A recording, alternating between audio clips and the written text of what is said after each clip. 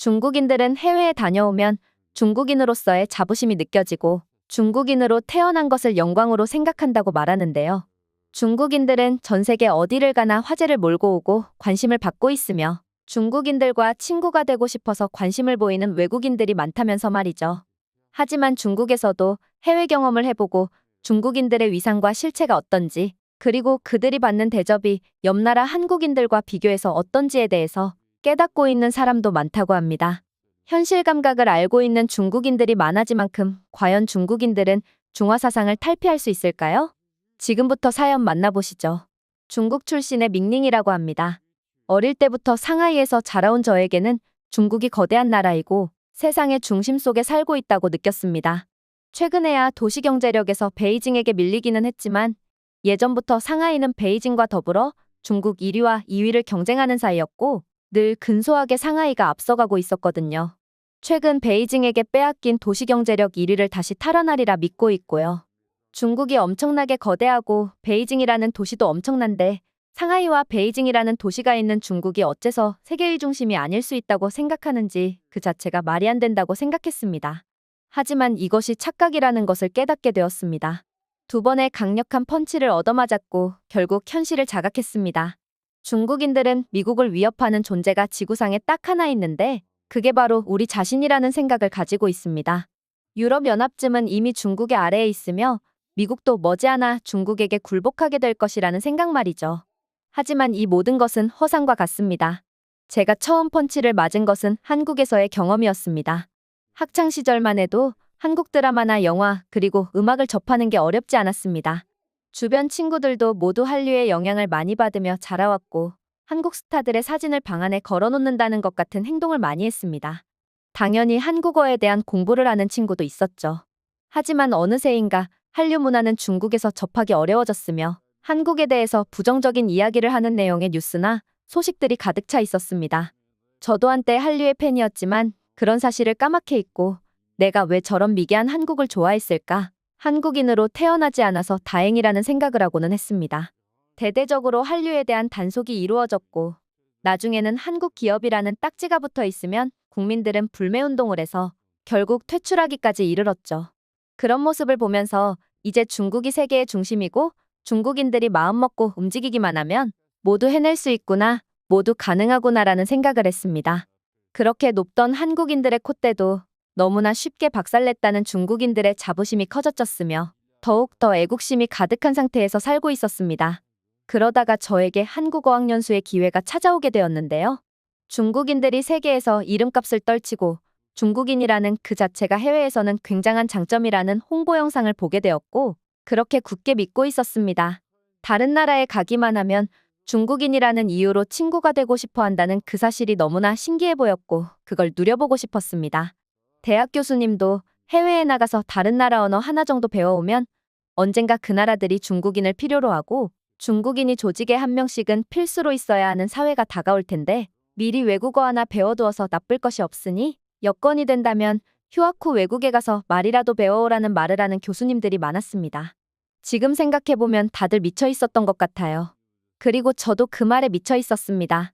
중국인으로서의 자부심을 제대로 느낄 수 있는 시대에 살고 있다니 너무나 영광스럽고 자랑스러웠습니다. 그리고 저희 집은 저를 해외로 보내줄 만큼의 경제력은 되었고 과거에 제가 외국어를 배워본 적이 있냐 고민해봤을 때 한국어를 배웠던 적이 있었기 때문에 한국으로 어학연수를 선택하게 되었습니다. 부모님도 제가 국제적인 감각을 키우고 해외에 나가서 중국인으로서의 자존감이 올라가기를 바라시는 마음에서 한국으로 저를 보내주었습니다. 한국에 도착했고 한국에서 펼쳐질 생활이 기대가 되었습니다. 한국인 친구들이 저에게 다가와서 중국어를 알려달라고 하면 중국어를 적극적으로 알려주고 저도 한국어를 배워가며 그리고 중국의 위대한 업적 및 중국의 위대한 발전 모습을 알려주는 등 여러 가지 좋은 점이 많다고 생각했습니다. 그렇게 한국 생활이 시작되었고 저는 충격적인 사실을 깨우치게 되었습니다. 생각과 다르게, 아니 알려진 것과 다르게 중국인은 인기가 없어도 너무나 없었습니다. 심지어 저를 보고 저 중국 여자 보라면서 키득키득 웃고 있는 제 또래의 한국인들이 많았다는 사실은 그야말로 충격적이었죠. 나중에 알게 되었지만 콜롬비아 출신의 친구 한 명이 한국에서는 모두 다 매일같이 샤워를 하고 매일같이 머리를 감는다며 자기도 처음에 샤워를 매일 하지 못한 상태로 생활했더니 주변 한국인들에게 피해를 끼치는 상황이라는 것을 알게 된 후로 매일같이 샤워를 하고 머리도 감는다며 자기가 겪었던 그런 창피함을 다른 사람이 당하고 있는 걸 보고 있기 어려워서 알려주는 것이라며 저에게 뾰족한 충고를 해주었습니다. 그 이야기를 듣고 놀랐습니다. 저는 콜롬비아인 친구에게 매일 머리를 감거나 샤워를 하면 피부 보호층이 옅어져 더 큰 염증이 발생할 수 있다는 이야기를 했더니 그 콜롬비아인 친구는 찡그리는 얼굴로 저를 보더니 자리를 피해버렸습니다. 중국인이 말하는데 다른 나라 사람들은 중국인의 말을 듣지도 않고 아무런 존재감 없는 사람 취급한다는 생각이 들었습니다. 저는 지독한 고독함과 외로움 속 한국인들의 행동을 따라할 수밖에 없었으며 매일 샤워를 하는 것은 물론이고 매일같이 샴푸도 하고 스타일도 한국식으로 꾸미기 시작했습니다. 지독한 외로움을 느꼈고 극심한 소외감을 느꼈기 때문에 한국식으로 꾸며야 했어요. 그랬더니 변화가 일어났습니다. 새로 친구를 사귈 수 있었고 외로운 감정이 없어질 수 있었습니다. 게다가 같은 중국인들은 제가 중국어를 사용하면 어떻게 한국 사람이 중국어를 사용하냐며 너무 신기하다는 말도 했는데요. 제가 중국인이라는 말을 하자 다들 깔깔대며 웃었죠. 하고 다니는 스타일이 한국 사람 같아서 놀랐다며 중국인도 잘 꾸미면 한국인처럼 보일 수 있다면서 말이죠. 네, 그렇습니다. 한국에 거주하는 중국인들은 한국인들이 훨씬 더 외모도 뛰어나고 더 깔끔하고 더 경우도 바르다며 중국인들이 한국인들보다 더 잘날 것 없는 사람들이라는 사실을 스스로 알고 있었습니다. 그리고 중국에서 통용되는 사실과 다르게 한국인들은 중국어를 할 줄 모르며 별로 관심도 없어 한다는 사실도 알게 되었죠. 게다가 한국에 오래 살던 중국인들은 중국적인 관습과 그로부터 비롯된 습관들이 한국에서는 부정적인 영향을 준다는 사실을 알고 있지만 오래 해오던 습관이 남아있어서 그런 것들이 나올 때마다 스스로 놀라고 자중하려고 노력한다는 것이죠. 위통을 벗고 길거리를 돌아다니는 행위를 하지 않는 것, 그리고 담배를 피면서 요리를 하는 행동 등 한국인들이 보기에 말도 안 되고 지저분하다고 생각하는 것들인데 중국에서는 아무렇지 않게 해오던 행동들을 한국에 살면서 버린 것이죠. 그리고 한국에 오래 살았던 중국인일수록 저 겸손했고 저 웃음이 많았다는 사실은 저를 놀라게 했습니다. 그들은 한국에서 일자리를 얻어 생활하는 게 너무나 축복이고 될 수 있다면 중국으로 돌아가지 않겠다고 말하는 사람들이 많았습니다. 현실이 이러하고 중국의 국제적인 지위가 이러한데 어째서 중국 언론 및 대학 교수라는 사람들도 말도 안 되는 중국이 세계의 중심이라는 논리를 굳게 믿고 펼치고 있는지 이해하기 어려웠습니다. 저의 1년간 한국 생활은 저에게 강력한 펀치를 날려주었고 중국으로 돌아온 저는 모든 것이 부끄러웠습니다. 여전히 중국인들은 한국쯤은 미개하고 불쌍한 사람들이라고 생각하면서도 몰래 숨어서 한국 드라마를 훔쳐보는 짓거리를 하고 있습니다. 그리고 두 번째 펀치는 저를 더 힘들게 만들었는데요. 저는 다시 대학에 복학했고 평범한 대학 생활을 하고 있었습니다. 그러다가 방학을 맞아 학교 주관으로 유럽 투어에 참여할 학생을 모집하는 공고를 보았고 그곳에 지원했습니다. 다소 비싼 비용이었지만 학교에서는 국제 감각을 키운다는 목적으로 대대적으로 홍보하고 있었으며 대학 교수들도 온갖 좋은 소리를 가져다 붙여가며 그 투어에 참여하라는 설교 같은 것을 하고 있었습니다. 그냥 중국 대학의 교수는 자신들의 사명감 따위는 버린 지 오래고 돈맛을 본 지 오래라서 비싼 활동이 있으면 학생들에게 참여할 것을 권고하고 추천인에 자신의 이름을 적으라는 말을 하고 있었죠. 중국은 세계의 중심이 아니라 썩을 대로 썩어버린 나라입니다. 교육자들부터 잘못되었으니까요. 더 이상 중국이 미국을 따라잡고 세계의 중심에 다시 선다는 말을 믿지는 않았지만 저는 이왕 가는 유럽 여행 혼자 가기 무서웠고 엄두가 나지 않았지만 단체로 가는 유럽 여행은 괜찮고 편리할 것이라는 생각에 그 여행에 지원했습니다. 그렇게 40명이나 되는 인원들이 유럽 땅을 밟았습니다. 처음에는 이탈리아로 갔습니다. 출발 전 이탈리아에 가게 되면 이탈리아 사람들은 지금 중국어 학습 광풍이 불어닥쳐 있는 상황이라서 중국어로 이야기를 해도 어느 정도 통할 것이라는 이야기를 들었을 때 황당하기 짝이 없었습니다. 많은 친구들은 그 말을 듣고 기대감에 가득 찼지만 현실은 그렇지 않을 것이라는 사실을 알고 있었기 때문에 저는 듣는 척도 안 했습니다. 이탈리아에 도착했을 때 실제로 중국어를 할 수 있는 사람을 만나는 것은 불가능했으며 심지어 저희는 단체로 몰려다니며 중국인 단체 관광객이라는 표시를 냈기 때문에 사람들은 저희를 피해 다녔으며 저희에게 관심은커녕 민폐를 끼치는 존재라는 생각을 가진 듯해 보였습니다. 관광지에서 사진을 찍기 위해서 수많은 관광객들이 질서 있게 차례대로 사진을 찍는데 저희 학교 학생들은 그런 것을 무시하고 마구잡이로 들어가서 사진을 찍어대는 바람에 많은 사람들이 저희에게 눈살을 찌푸리는 장면을 목격했고 그럼에도 불구하고 개의치 않고 사진을 찍어대는 친구들이 한심해 보였습니다. 한국에서도 이런 일들은 흔하게 일어나고 그때마다 중국인인 게 부끄러웠는데 나는 더 이상 그렇게 행동하지 않지만 수많은 중국인들은 아직까지도 해외에서 그런 식으로 행동할 것을 생각하니 부끄럽기 짝이 없고 답답한 마음까지 들었습니다. 그리고 특이한 점은 이탈리아를 가던 프랑스를 가던지 늘 식당은 중국 식당에만 방문했다는 것이었는데요. 해외에 왔으니 해외 음식을 먹어보는 것은 당연하고 그게 여행이라고 생각하는데 저희 관광팀은 늘 중국 식당에만 방문을 하는 게 못마땅했습니다.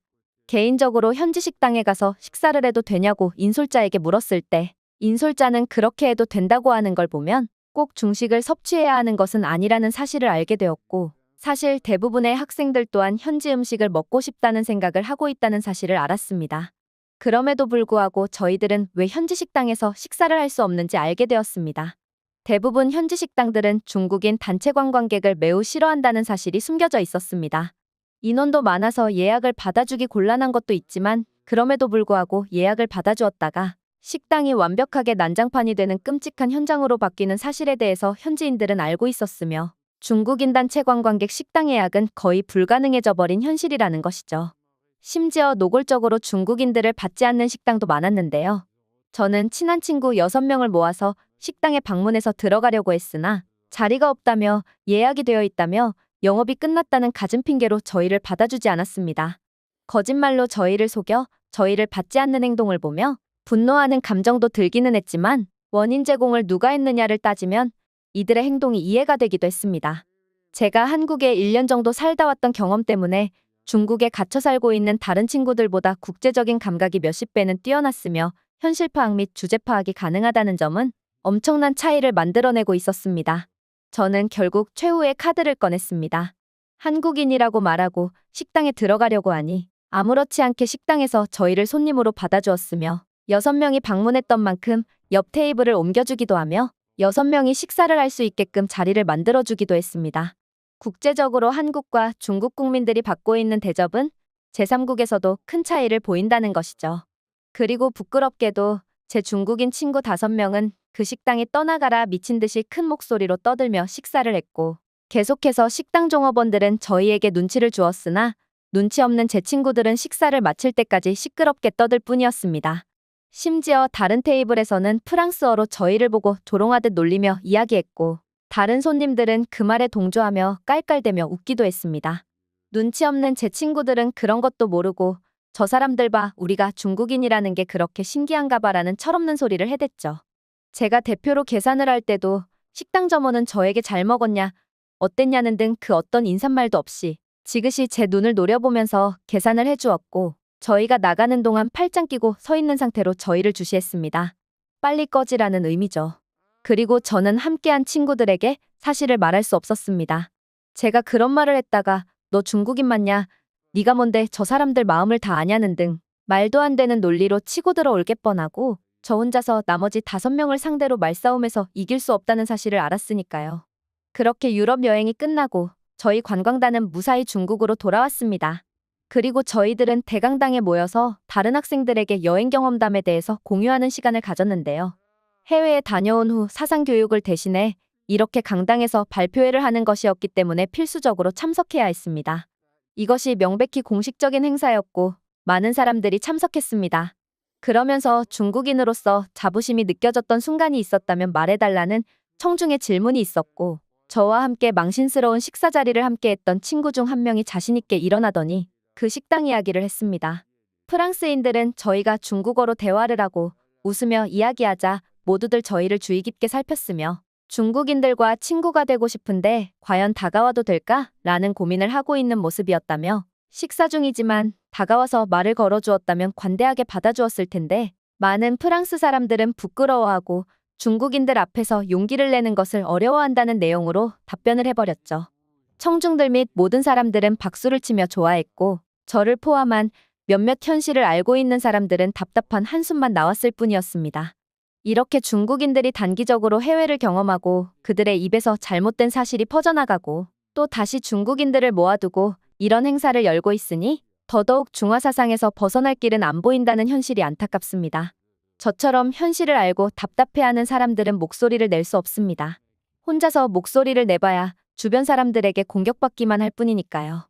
저처럼 강력한 펀치를 맞고 나서야 스스로 깨우칠 수 있을 것이고 그제서야 너는 왜 중국인으로 자부심을 느끼지 않아? 라는 질문을 받고는 하는 사람들의 심정을 알 수 있게 되겠죠. 오늘도 답답한 마음 그리고 더 심해지는 잘못된 생각들이 퍼지고 있는 현실에 개탄하며 글을 적어봅니다. 사연은 여기까지입니다. 중국에서는 세계와 소통할 수 있는 인터넷이 없습니다. 중국 전용 포털 사이트가 있고 중국 전용 뉴스 채널이 있을 뿐입니다. 중국인들은 세계에서 자기들끼리만 고립되어 있다는 것을 스스로 깨우칠 수 없다는 것이 현실이고 중국에 대해서 나쁜 이야기를 적으면 빠른 시간 내 검열당해 삭제되는 조치가 이루어지기 때문에 더욱더 통제는 강화되고 있습니다. 세계는 점점 하나로 통합되고 있고 한국에서도 컴퓨터 모니터 속 아니면 스마트폰 하나로 다른 나라의 소식을 들어볼 수 있는 것과 다르게 중국에서는 그런 것들이 원천적으로 차단되어 있습니다. 앞으로 시간이 지나도 중국에서는 자신들의 위치와 지위를 깨닫는데 어려움을 겪을 것입니다. 이렇게 현실을 말하는 중국인들이 있다고 하더라도 말이죠. 오늘의 영상은 여기까지입니다. 그리고 지금 화면에 나오는 영상을 아직 시청하지 않으셨다면 지금 바로 시청해보세요. 재미있는 다음 사연이 기다리고 있습니다. 감사합니다.